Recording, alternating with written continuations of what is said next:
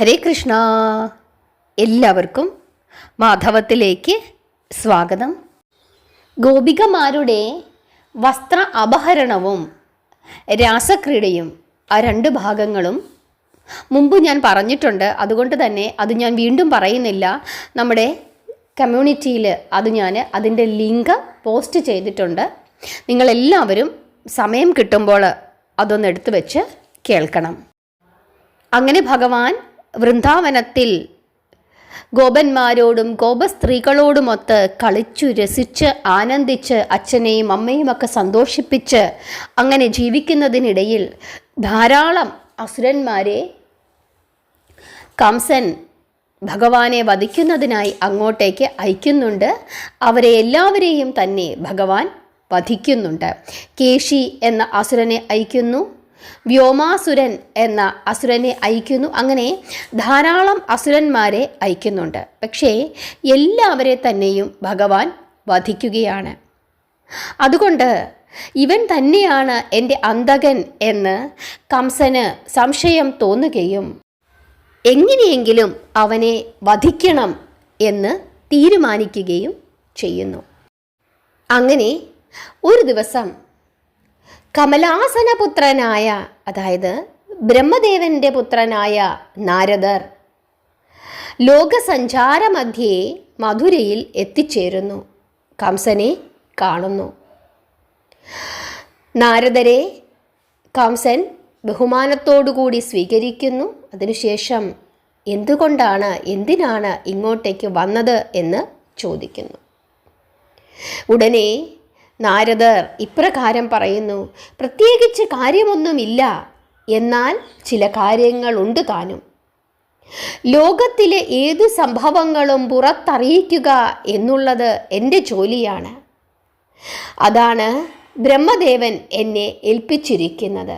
അതനുസരിച്ച് ഞാൻ പറയുന്നു എന്നു മാത്രം.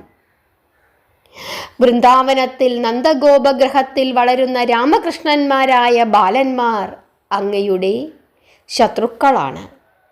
അല്ലയോ ഭോജരാജാവേ, അങ്ങ് ശ്രദ്ധിച്ചു കേട്ടുകൊള്ളുക. അങ്ങയുടെ അനുചരവർഗത്തിൽപ്പെട്ട പൂതന, ശകടൻ, തൃണാവർത്തൻ, ബഗൻ, അഘൻ തുടങ്ങിയ അസുരന്മാരെ വധിച്ചത് അവരിൽ ഇളയവനായ കൃഷ്ണനാണ്. ഈ അടുത്ത അവസരത്തിൽ അങ്ങയുടെ ബന്ധുവായ അരിഷ്ടനെ നിഗ്രഹിച്ചതും ആ ബാലൻ തന്നെയാണ്. അങ്ങയുടെ അനുചരനായ ധേനുകനെ വധിച്ചതും രാമനാണ്. അങ്ങനെ അങ്ങയുടെ വൈരികൾ അവിടെ വളരുന്നു. അങ്ങ് സൂക്ഷിക്കണം. അത് അങ്ങയുടെ ശ്യാലനായ വസുദേവ യാദവൻ്റെ പുത്രന്മാരാണ്. വസുദേവർക്ക് രോഹിണി എന്ന പത്നിയിലുണ്ടായ പുത്രനാണ് രാമൻ. അങ്ങയുടെ സഹോദരി ദേവകി പ്രസവിച്ച കുട്ടിയാണ്, 8ാമത്തെ കുട്ടിയാണ് കൃഷ്ണൻ. അവൻ അങ്ങയുടെ ഘാതകനായി പിറന്നിട്ടുള്ളവനാണ്. ദേവകി പ്രസവിച്ച ഉടനെ ആരുമറിയാതെ ആ കുഞ്ഞിനെ നന്ദഗ്രഹത്തിൽ കൊണ്ടുചെന്നു കിടത്തിയിട്ട് അതേസമയം നന്ദഗോപരുടെ ഭാര്യ പ്രസവിച്ച പെൺകുഞ്ഞിനെ ഇങ്ങോട്ട് കൊണ്ടുപോന്നു. അതിനെയാണ് ദേവകി പ്രസവിച്ച് 8ാമത്തെ കുട്ടിയായി അങ്ങ് കണ്ടത്. അവൾ ആകാശത്തു നിന്നുകൊണ്ട് അങ്ങയോട് പറഞ്ഞ വാക്കുകളുടെ പൊരുളും അതുതന്നെയാണ്. ഇനി അതും ഇതും പറഞ്ഞിട്ട് കാര്യമില്ല. അങ്ങയുടെ രക്ഷ അങ്ങ് നോക്കിക്കൊള്ളുക. ആ കൃഷ്ണനിപ്പോൾ 9 വയസ്സും 5 മാസവും പ്രായമായിരിക്കുന്നു. ഇത് കേട്ടപ്പോൾ ദേഷ്യത്തോടുകൂടി ആ കംസൻ, ആ ഭോജരാജാവ്, വഞ്ചകനായ വസുദേവരെ ഇപ്പോൾ തന്നെ ഞാൻ വധിക്കും എന്ന് പറഞ്ഞുകൊണ്ട് വാളുമെടുത്തുകൊണ്ട് ചാടി എഴുന്നേറ്റപ്പോൾ നാരദൻ തടഞ്ഞു. ഭോജരാജാവേ, അങ്ങ് രാജാവാണ്. അവരെ വധിക്കണമെങ്കിൽ അതിന് അങ്ങ് തന്നെ വേണമോ? ആരോടെങ്കിലും ആജ്ഞാപിച്ചാൽ ആ കൃത്യം ആ നിമിഷത്തിൽ തന്നെ അവർ ചെയ്യുകയില്ലേ? പോരെങ്കിൽ സ്വന്തം സുഖത്തിനു വേണ്ടി ബന്ധുക്കളെ വധിക്കുന്നത് ധർമ്മമല്ല. ധർമ്മത്തെക്കുറിച്ചും നമുക്ക് ചിന്തിക്കണ്ടേ? അത് വലിയ കീർത്തിദോഷമുണ്ടാക്കും. കാര്യമറിഞ്ഞല്ലോ, ഇനി ഞാൻ പോകട്ടെ. ഇങ്ങനെ പറഞ്ഞിട്ട് നാരദൻ വസുദേവരെ വധിക്കുവാനായി പോയ കംസനെ തടഞ്ഞിട്ട് പോവുകയാണ്.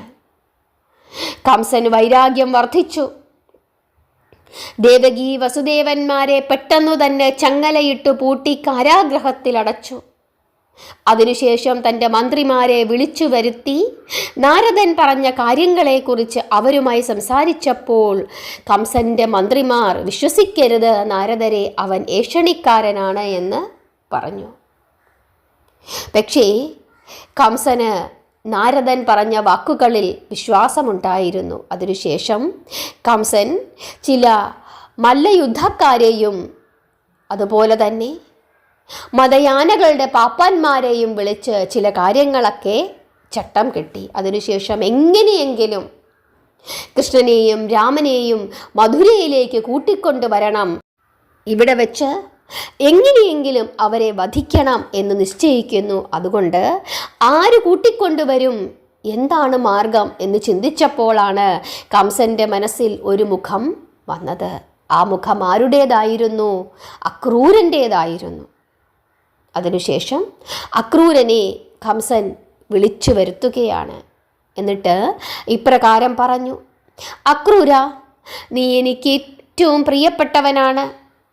വസുദേവരുടെ ഒരു സഹോദര സ്ഥാനം നിനക്കുണ്ടെങ്കിലും നീ മാന്യനാണ്, നീ നല്ലവനാണ്.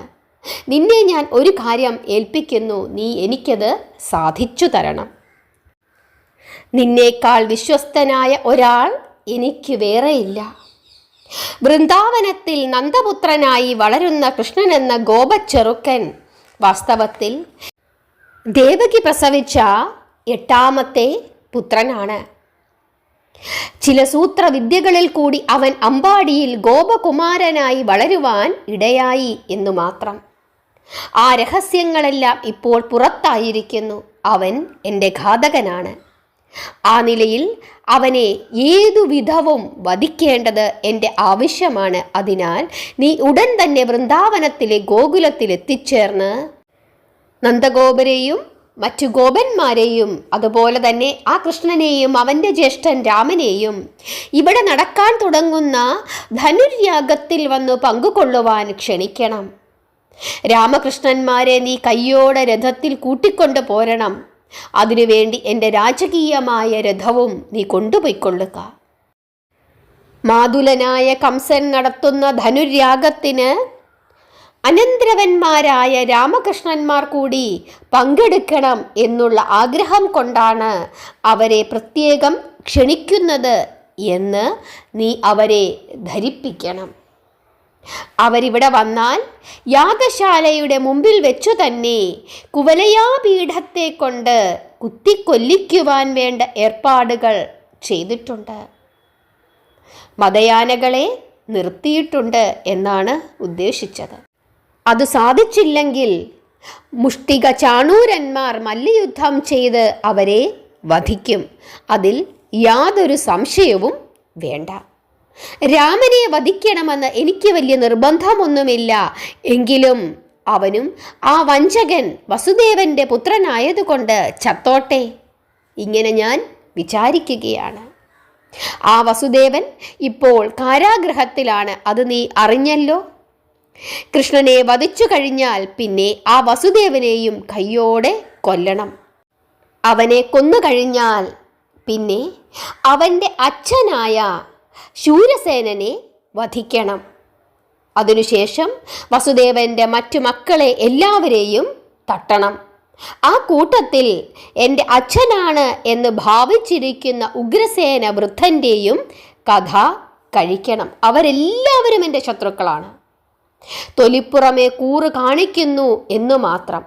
ഈ മാരണങ്ങളെല്ലാം അവസാനിക്കട്ടെ. വഞ്ചകന്മാരായ സർവ യാദവ പരീക്ഷകളെയും ഞാൻ ഇവിടെ നിന്നും തുടച്ചു നീക്കും. അക്രൂര, നീ ഭയപ്പെടേണ്ട, നീ എനിക്കെന്നും പ്രിയങ്കരനായിരിക്കും. നിന്നോടുള്ള വിശ്വാസം കൊണ്ടാണ് ഞാൻ എല്ലാ കാര്യവും തുറന്നു പറഞ്ഞത്.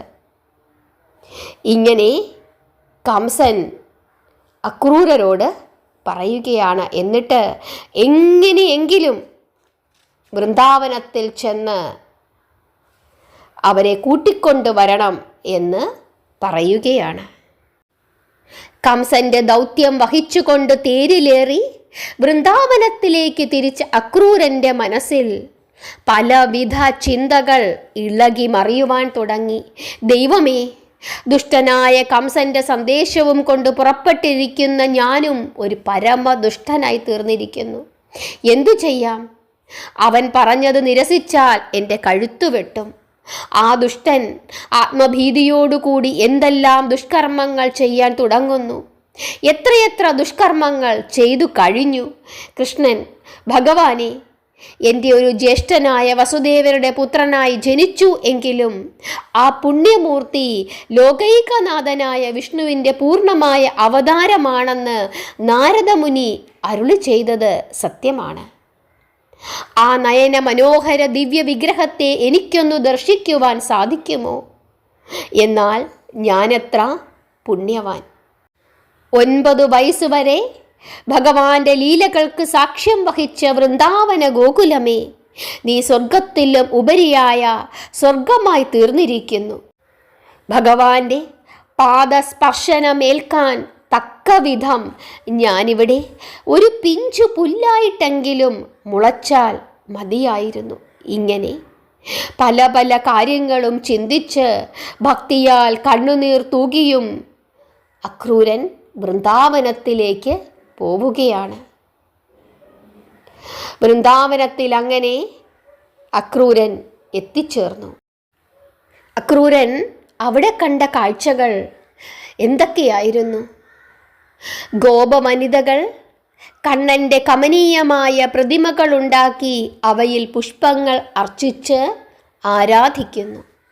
ചിലർ നൃത്തം ചെയ്യുന്നു, ചിലർ ധ്യാനിക്കുന്നു. സർവത്ര കൃഷ്ണമയം. അക്രൂരൻ അതെല്ലാം കണ്ട് ദൈവമേ, ഇങ്ങനെയൊരു കൃഷ്ണഭക്തിയുണ്ടോ എന്നോർത്ത് കൈകൂപ്പി നിശ്ചലനായി രഥത്തിൽ ഇരുന്നു പോയി. കൃഷ്ണ, അങ്ങെവിടെ? അങ്ങയുടെ രൂപലാവണ്യമൊന്ന് കാണുവാൻ എൻ്റെ ഹൃദയം വെമ്പൽ കൊള്ളുന്നു.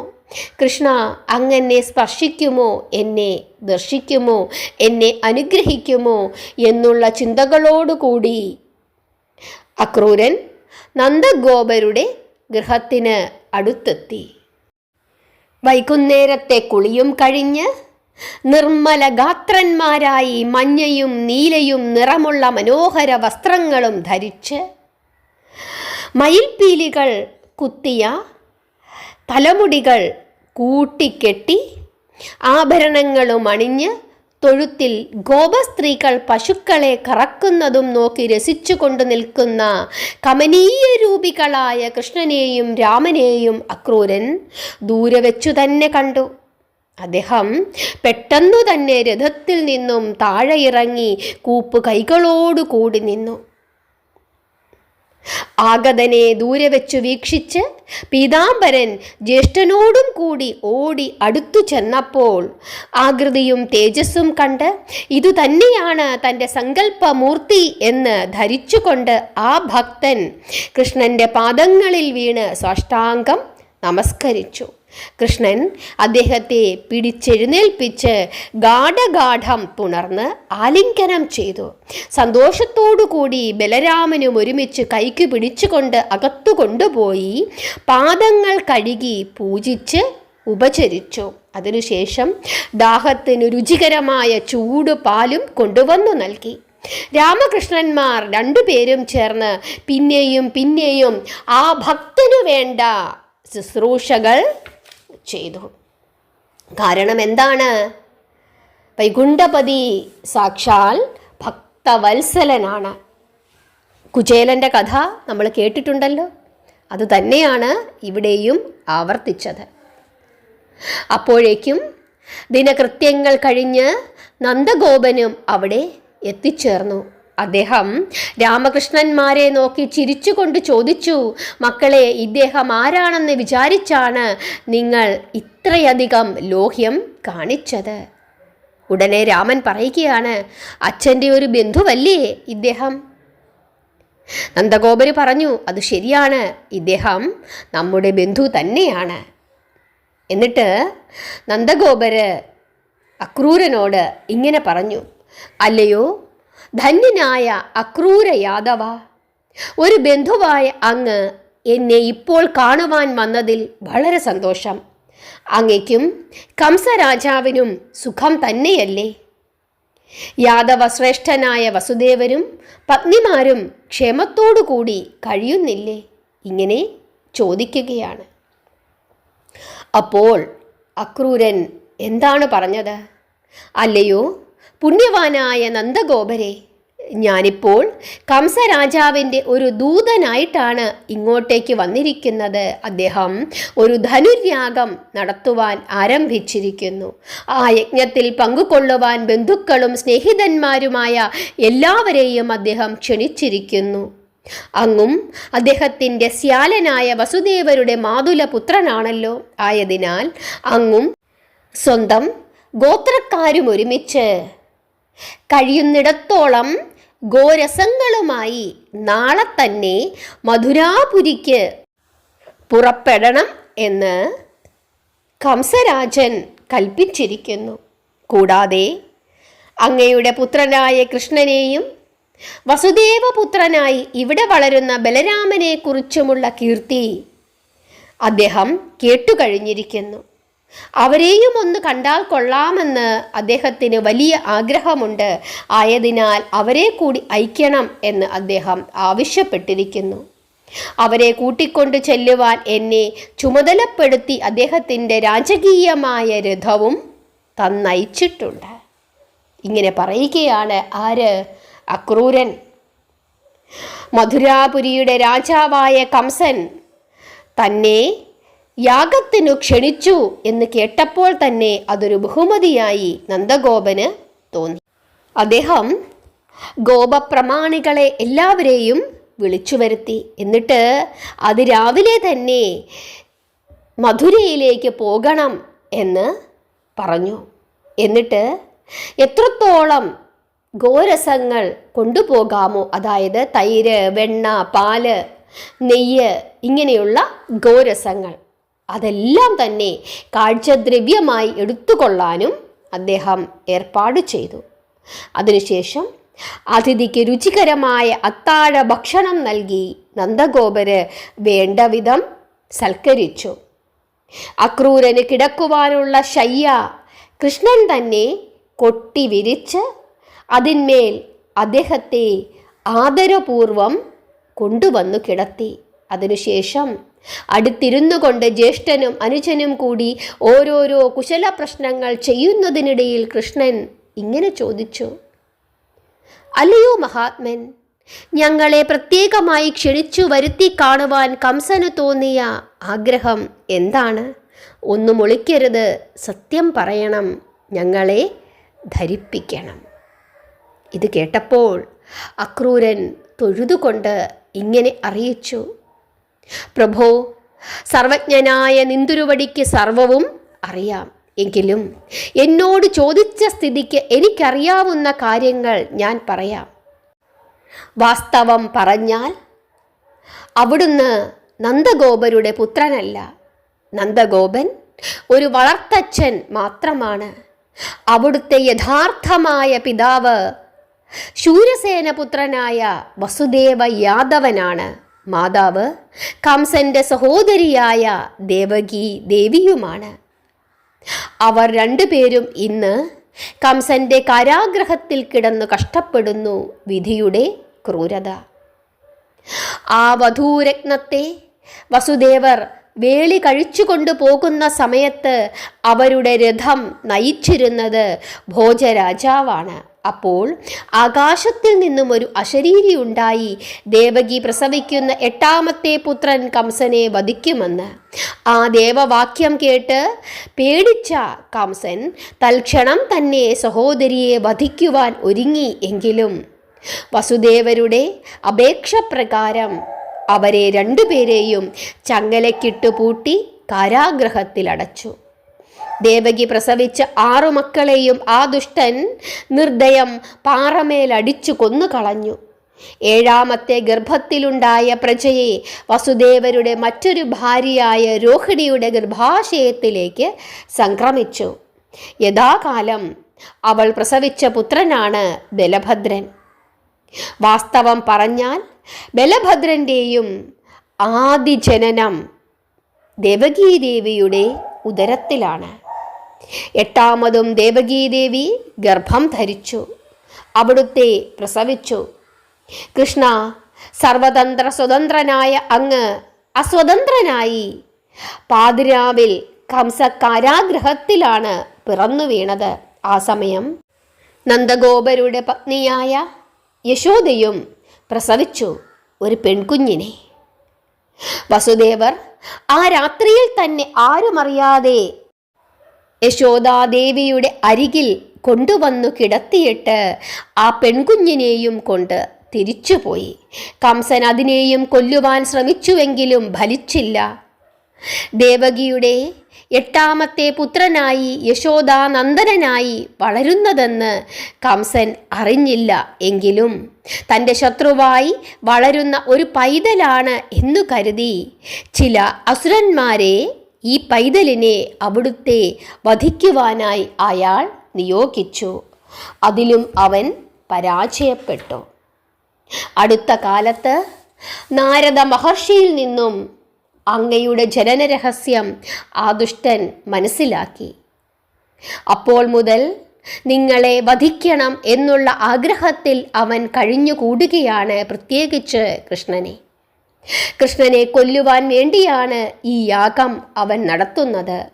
നിങ്ങൾ വരുമ്പോൾ കുത്തിക്കൊല്ലുവാൻ യാഗശാലയുടെ മുമ്പിൽ കുവലയാ പീഠം എന്ന മത ആനയെയും മല്ലയുദ്ധം ചെയ്ത് അങ്ങയെ വധിക്കുവാനായി മുഷ്ടികാ ചാണൂരന്മാരായ മല്ലന്മാരെയും അവൻ ഏർപ്പാടു ചെയ്തിട്ടുണ്ട്. കൃഷ്ണ, രാമ, നിങ്ങൾ ദിവ്യാത്മാക്കളാണ്. ഞാൻ സത്യം തുറന്നു പറഞ്ഞു. കംസൻ ഇതറിഞ്ഞാൽ എൻ്റെ കഴുത്തു വെട്ടും. സ്വന്തം പിതാവിനെ പോലും പിതാവല്ലെന്ന് പറഞ്ഞ് അവൻ കാരാഗ്രഹത്തിലിട്ട് അടച്ചിരിക്കുന്നു. അത്ര ദുഷ്ടനാണ് അവൻ. ഈ രഹസ്യങ്ങൾ മുഴുവനും അവൻ തന്നെയാണ് എന്നോട് പറഞ്ഞിട്ടുള്ളത്.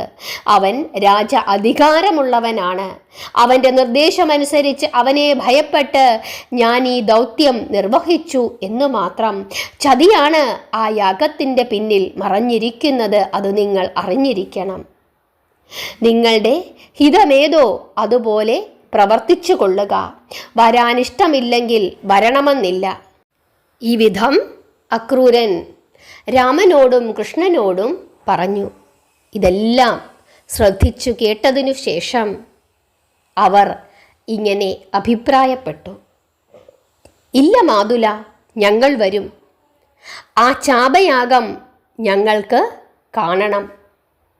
ഞങ്ങളെ ചൊല്ലി കാരാഗ്രഹത്തിൽ കിടന്നു കഷ്ടപ്പെടുന്ന ഞങ്ങളുടെ അമ്മയെയും അച്ഛനെയും ഞങ്ങൾക്ക് രക്ഷിക്കണം. ആനയോ മല്ലനോ ആരു വേണേ വരട്ടെ, കൊല്ലണമെങ്കിൽ കൊല്ലട്ടെ, ഞങ്ങൾ വരും. ഇങ്ങനെ കൃഷ്ണൻ പറഞ്ഞപ്പോൾ ഈ രാത്രിയിൽ തന്നെ വേണമെങ്കിൽ നമുക്ക് പുറപ്പെടാം, അതിനും ഞങ്ങൾ തയ്യാറാണ് എന്ന് രാമനും പറഞ്ഞു. ഹരേ കൃഷ്ണ. നിങ്ങൾക്ക് മനസ്സിലായോ? നമ്മുടെ കമ്മ്യൂണിറ്റിയിൽ പോസ്റ്റിൽ ഞാൻ ഇതിന് മുമ്പുള്ള ഭാഗം, അതായത് രാസക്രീഡയും ഗോപിക വസ്ത്ര അപഹരണവും, അത് രണ്ടും ഞാൻ ഇട്ടിട്ടുണ്ട്. നിങ്ങൾ അതൊന്ന് കേൾക്കണം. വീണ്ടും ആവർത്തിച്ചില്ല എന്ന് മാത്രമേ ഉള്ളൂ. കാരണം അല്പം ദൈർഘ്യമേറിയ ഒരു വീഡിയോയാണ് അത്. സമയം കിട്ടുമ്പോൾ നിങ്ങൾ അതെല്ലാം ഒന്ന് കേൾക്കണം. വളരെ മനോഹരമായ ഭാഗമാണ്. ഇന്നത്തെ ഈ ഭാഗം വളരെ വളരെ വിശേഷപ്പെട്ട ഭാഗമാണ്. അക്രൂരൻ എന്ന ഭക്തൻ്റെ ആ ഭക്തി നിങ്ങൾക്ക് ഞാൻ ഈ പറയുന്ന സമയത്ത് നിങ്ങൾക്ക് നിങ്ങളുടെ മനസ്സിൽ ഇതൊക്കെ കാണണം. നിങ്ങൾ കണ്ണടച്ച് വേണമെങ്കിൽ 1-2 തവണ നിങ്ങൾ ഈ കഥകളൊക്കെ കേൾക്കണം. അങ്ങനെ കേൾക്കുമ്പോൾ ഈ ഭാഗങ്ങളൊക്കെ നമ്മുടെ മനസ്സിലേക്ക് ഇങ്ങനെ ഉറച്ചുറച്ചു വരും. ഞാൻ തന്നെ എത്ര തവണ ഇത് വായിച്ചിട്ടുണ്ട് എന്നറിയാമോ? എത്ര തവണ ഈ കഥകൾ ഞാൻ കേട്ടിട്ടുണ്ട് എന്ന് നിങ്ങൾക്കറിയാമോ? എൻ്റെ അമ്മുമ്മയാണ് എനിക്ക് ഈ കഥകളൊക്കെ പറഞ്ഞു തന്നിട്ടുള്ളത്. വീണ്ടും വീണ്ടും വീണ്ടും ഞാൻ അമ്മുമ്മയോട് ഈ കഥകളൊക്കെ ഇങ്ങനെ പറഞ്ഞു തരണം എന്ന് പറയുമായിരുന്നു. അപ്പോൾ അമ്മുമ്മ എന്നോട് പറയും, മക്കളെ ഇന്നലെ പറഞ്ഞതല്ലേ വീണ്ടും പറയൂ അമ്മുമ്മേ എന്ന് പറയും. അങ്ങനെ അമ്മുമ്മ ഇതിങ്ങനെ, ഒരുപക്ഷെ എൻ്റെ അമ്മുമ്മ വൈകുണ്ഠത്തിൽ എത്തിച്ചേർന്നിരിക്കും. അതിന് കാരണം ഞാനാണ്. 1000 തവണയെങ്കിലും ഞാൻ എൻ്റെ അമ്മുമ്മയെ കൊണ്ട് പറയിപ്പിച്ചിട്ടുണ്ട്. അത്രത്തോളം അമ്മുമ്മ ഇത് പറഞ്ഞു തന്നിട്ടുണ്ട് എനിക്ക്. ഇത് ഒരിക്കൽ കേട്ടതാണ് എന്ന് കരുതി നമുക്ക് മടുക്കില്ല. ഭഗവാൻ ശ്രീകൃഷ്ണൻ്റെ ആ അത്ഭുത ലീലകൾ എത്ര തവണ കേട്ടാലാണ് നമുക്ക് മടുക്കുന്നത്? വീണ്ടും വീണ്ടും കേൾക്കുമ്പോൾ അതിൽ കൂടുതൽ അർത്ഥങ്ങളുള്ളതായി നമുക്ക് തോന്നും. ഓരോ തവണയും പുതുമയാണ് എന്ന് നമുക്ക് തോന്നും.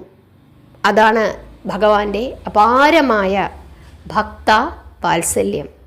ഇവിടെ തന്നെ ഭഗവാൻ ഭക്തരോട് കാണിച്ച ആ സ്നേഹം നിങ്ങൾ കണ്ടില്ലേ?